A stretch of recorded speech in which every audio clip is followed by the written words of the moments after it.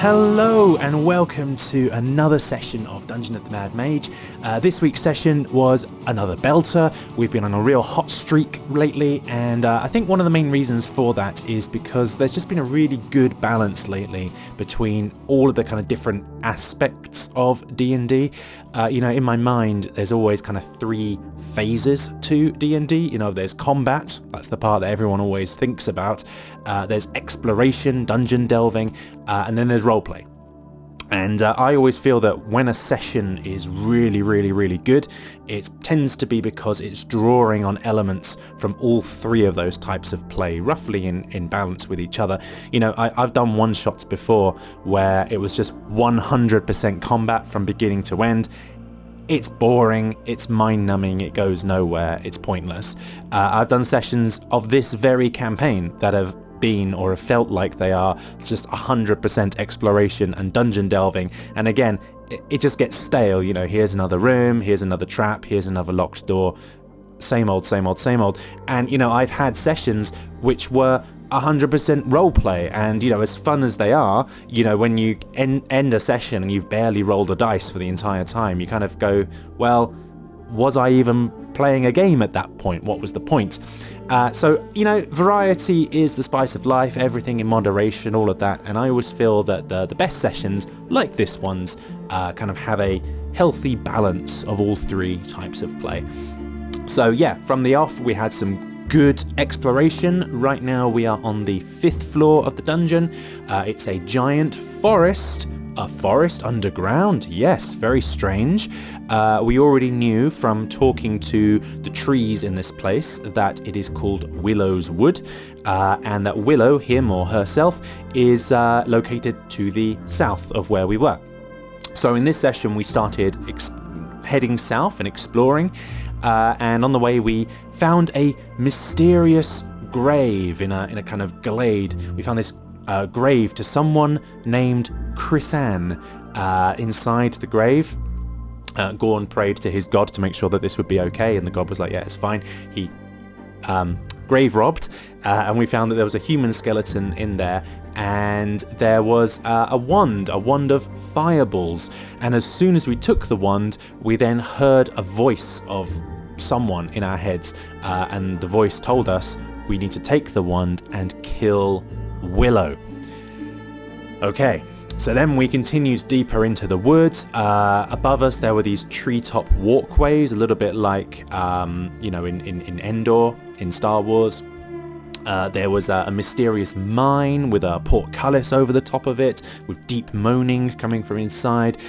We found some cottages which looked like they were kind of long abandoned, covered in spider webs, and the door was barricaded, and inside we found a dead halfling who was apparently trying to barricade himself away from a monster that came in through the walls. We had to cast Speak with Dead on him to get that information. So all of that, really good exploration. We're finding our footing, we're finding out what the different elements are down here, where they are, how they relate, what the different threats are, and we're just kind of mapping it all out, and it's really good exploration. And during this time, every single person in the party was doing something, was trying things out, was using their features, and that's always a really nice thing to see. I'm not just at the table to play myself. I like it when everyone at the table is doing something and playing a part. And likewise, we had some good combat too. That's the second part of the session. So as we entered this cottage, we found that it was long abandoned, like I said, and we were suddenly set upon by this bunch of spiders and ettercaps, and I tried to be a little bit clever in this fight. I tried to use some AoE spells to control the battlefield, but you know what, my spell save DC is just too low, and in the end, it turns out I'm just better off hitting things. So I did, and it went pretty well. It was a good fight, and for a while, actually genuinely touch and go. There were 3 people in the party that were restrained. One of them had been garroted and was struggling to breathe. He couldn't cast verbal components of spells. Bolin never does offensive magic anyway, so it was looking a bit touch and go for a while there, but then 2 of the people in the party cast sleep, removing 5 enemies between them, and it just kind of trivialized the rest of the encounter after that. But yeah, it was still a good fight. And then finally there was the roleplay, and there was some good roleplay on this floor as well. So some of the roleplay was party-led. For example, Kronos, our barbarian, he took the opportunity while we were walking through the forest to try and figure out what was going on with his mysterious axe, his daddy axe. If you recall, this axe, when he rolled a nat 1 a couple of sessions ago, it actually attacked him and absorbed some of his blood. So he was kind of investigating it a little bit, and it turns out it's actually a mimic. And he spoke with the mimic, and he managed to convince it to transform into a different shape, into a great axe, and that's a much better weapon for him to hold. So he's quite happy with that. A great axe which attacks him if he rolls a nat 1. Fine, if he's happy, then I'm happy. And at the same time, the party decided to use this opportunity to question our paladin about what he's all about. You know, we know everybody else's backstory at this point. We don't really know the paladin. He joined the party a few sessions ago when we were desperate in the middle of a fight and we'd lost a bunch of other party members. But now, you know, things have calmed down a bit. We're in a nice forest. It's time for the job interview phase, you know. So we were kind of asking him about his backstory, and it turns out the paladin is he's on the lookout for a man that looks exactly like him. Apparently this doppelganger, I don't think it's an actual doppelganger, but this other version of himself has been doing some bad things in the world above, and the paladin wants to kind of find out who he is, get rid of him, clear his own name in the process. So it's an oath of redemption against his own bad reputation, which is quite an interesting slant on paladin oaths. You know, he's not making it to a god, he's making it to his own kind of rep, so it's quite interesting. And so, yeah, it turns out that basically everyone in the party is down in the Undermountain looking for someone. So that's quite... except for Bolene, of course, who just stumbled into this place by accident. And talking about Bolene, yeah, she really is stupid, isn't she? And now that Gorn and Bolene have kind of cleared the air between them, and you know, Gorn realizes there's no chance of romance here, forget about it. And ever since then, he's starting to see her now in a different light, you know, when the infatuation fades, you start seeing the person for their flaws, and then, you know, sometimes you just look at a person and you think, why did I ever find you attractive? Like, why did I ever like you? So he's not at that stage yet, but he's kind of moving in that direction a little bit. They're friends, but he's thinking, gosh, you're stupid. And of course Bolene, because she's again quite stupid, you know, she thinks, you know, he's souring on her because she's now got a crooked smile, because she's got like a big buck tooth slammed in there. But no, it's because she's stupid, you know.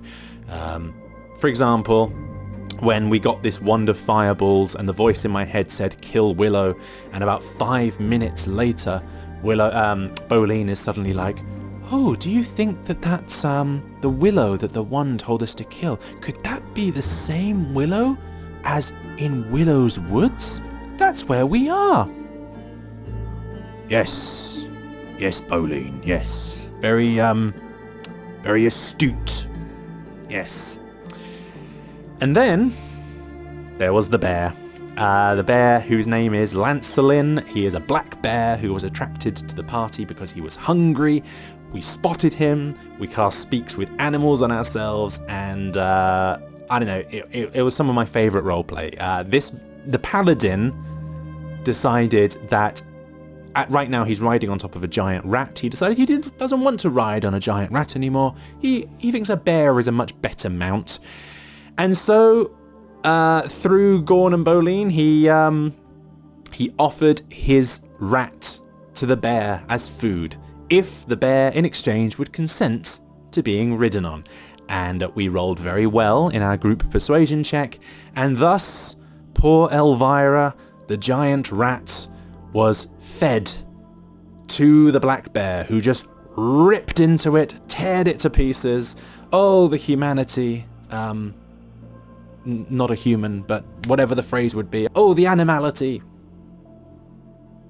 I don't know. Yeah, and of course I've still got Speak with Animals up, so I can understand each and every death scream from this rat as it looks up at its master and it's saying, please help me, it's hurting. And meanwhile he's just standing there kind of measuring out lengths of rope that he can use as temporary reins. It's, you know, and it was actually at that moment that Gorn kind of looks at this guy like, what kind of paladin are you? You know, and that was our little segue into his backstory. But it turns out that this bear, I'm a big fan of this bear, it turns out that this bear, Lancelin, is by far the most helpful, friendly NPC that we have encountered in this entire dungeon. You just watch, in a couple of sessions it will turn out that he's actually like a goblin in disguise or something. Nothing in this dungeon is what it seems to be. But anyway, for now, he's just a very helpful bear, and he told us everything. He told us about the sword that we're looking for. He told us about Willow. He told us about the treetop walkways. He showed us where the mine was. He told us about the dragon. Yes, a dragon. There is a dragon on this floor. So yeah, really helpful bear, and it was thanks to him that we then went in the right direction, and we found ourselves by this cottage. We had the fight I've already talked about, and then we decided to long rest for the night in the cottage. There was another of those mysterious stone portals inside. Again, there's nothing we could do with it. And during Gorn's watch during the night, this mysterious kind of will-o-wisp light floats in through the wall of the cottage. And it tells Gorn in no uncertain terms that they had a deal, and he agreed to kill Willow when he took the Wonder Fireballs out of the ground.